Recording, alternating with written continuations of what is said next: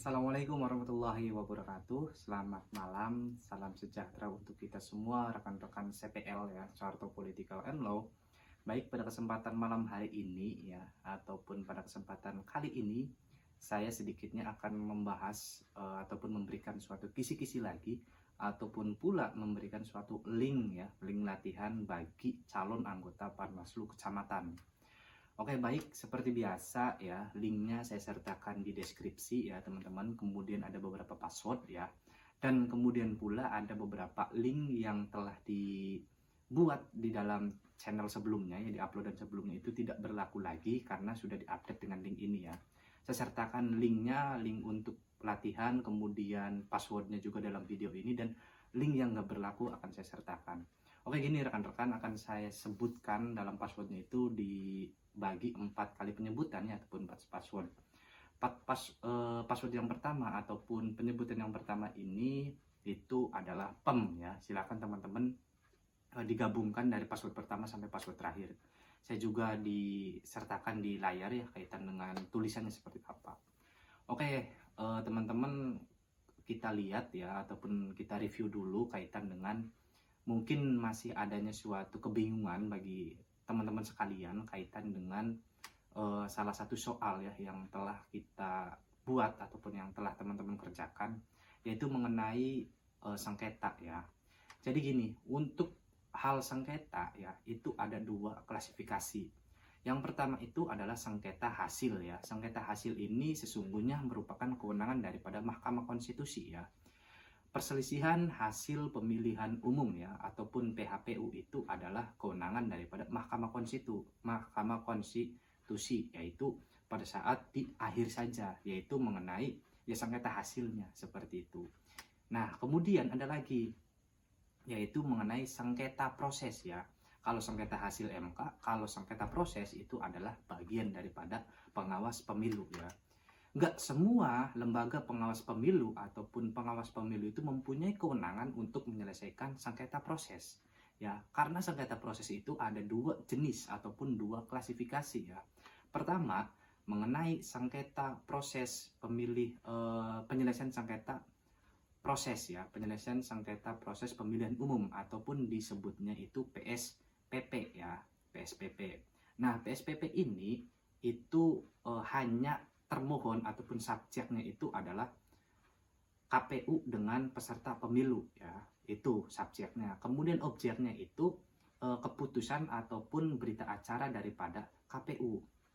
Dalam artian gini, ketika ada salah satu pasangan calon ataupun calon itu merasa dirugikan akibat adanya keputusan yang dibuat oleh KPU, maka kewenangan PSPP-nya, kewenangan penyelesaian sengketa proses pemilu itu adalah wilayahnya Bawaslu, Bawaslu Kabupaten, Bawaslu RI tentunya ya, Bawaslu Provinsi dan Bawaslu Kabupaten Kota.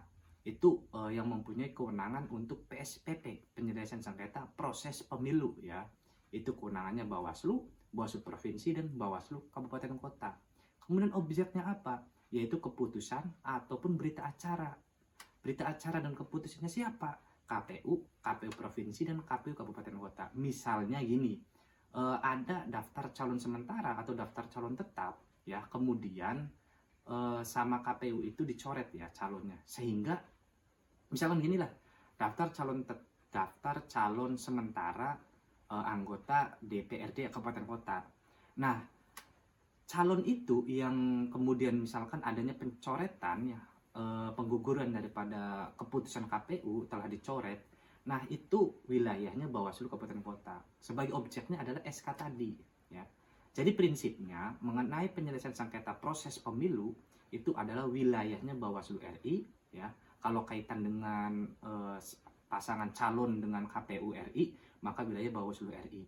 Kemudian kalau kaitannya dengan calon ataupun peserta pemilu tingkat provinsi dengan KPU provinsi, maka kewenangan daripada Bawaslu provinsi. Dan kemudian pula kaitan dengan kabupaten kota. Jadi sesuai dengan tingkatannya ya.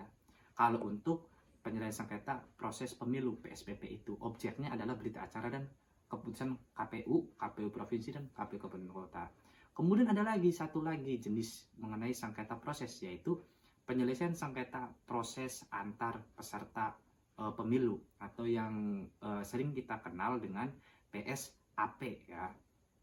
PSAP ini termohonnya siapa ataupun subjeknya itu siapa? Para subjeknya, subjek hukumnya itu antara peserta pemilu dan peserta pemilu. Kemudian objeknya itu apa? Objeknya adalah suatu tindakan dari peserta pemilu lain seperti itu. Jadi misalkan gini, PSAP itu adanya PSAP itu misalkan pasangan calon A ya telah memasang APK di lokasi 1 ya. Kemudian pasangan calon B itu memasang APK lagi di lokasi 1. Nah, paslon B ini APK-nya itu menutupi paslon A. Nah, akibat adanya APK dari paslon B itu sehingga paslon A ini merasa dirugikan. Nah, itu yang termasuk salah satu contoh daripada PSAP ini. Maka siapa yang mempunyai kewenangan daripada PSAP ini? Yaitu adalah Bawaslu RI, kemudian Bawaslu Provinsi, Bawaslu Kabupaten Kota, dan Panwaslu Kecamatan, seperti itu. Panwaslu Kecamatan mempunyai kewenangan untuk penyelesaian sengketa antar peserta. Itu pun berdasarkan mandat daripada Bawaslu Kabupaten Kota terlebih dahulu ya. Coba lihat di Perbawaslunya mengenai penyelesaian sengketa, itu dijelaskan bahwasanya Panwaslu Kecamatan mempunyai kewenangan untuk menyelesaikan sengketa antar peserta ya sepanjang telah mendapatkan mandat daripada Bawaslu Kabupaten Kota. Mungkin kesimpulan pada nanti dulu ya, ada password yang keduanya. Password yang keduanya itu adalah ILU ya. Jadi kesimpulan pada hari ini ataupun malam hari ini ya, kaitan dengan materi kita ya, widih materi ya, kaitan dengan substansi kita pembahasan hari ini, yaitu mengenai sengketa. Sengketa hasil adalah kewenangan daripada MK ya, itu yang harus kita ingat. Kemudian sengketa proses itu ada 2, ingat ya, sengketa proses itu ada 2. Sengketa proses pemilihan umum itu 3 lembaga yang punya kewenangan, Bawaslu, Bawaslu Provinsi, dan Bawaslu Kabupaten Kota. Kalau untuk penyelesaian sengketa antar peserta itu ada 4 yang mempunyai kewenangan, Bawaslu RI, Bawaslu Provinsi, Bawaslu Kabupaten Kota, dan Panwaslu Kecamatan. Untuk PKD dan pengawas TPS itu tak mempunyai kewenangan untuk menyelesaikan sengketa proses ya. Oke, mungkin itu aja teman-teman ya. Kemudian password yang ketiganya itu adalah 20. Oke, demikian yang bisa saya sampaikan. Mohon maaf apabila ada kesalahan. Saya tunggu kita diskusi lah ya. Kita diskusi mengenai barangkali mempunyai suatu perbedaan pendapat. Kita diskusi bisa di WA group, saya cantumkan juga link WA-nya ya. Kemudian bisa juga aku diskusi kita di komentar. Silahkan teman-teman berkomentar, kita akan diskusi di situ ya. Baik, itu aja yang bisa saya sampaikan. Mohon maaf apabila ada suatu kekurangan lah ya, karena saya masih belajar juga, sama-sama belajar ya. Saya akhiri, wallahul muwaffiq lil thoriq. Wassalamualaikum warahmatullahi wabarakatuh. Password 4-nya adalah 24. Terima kasih.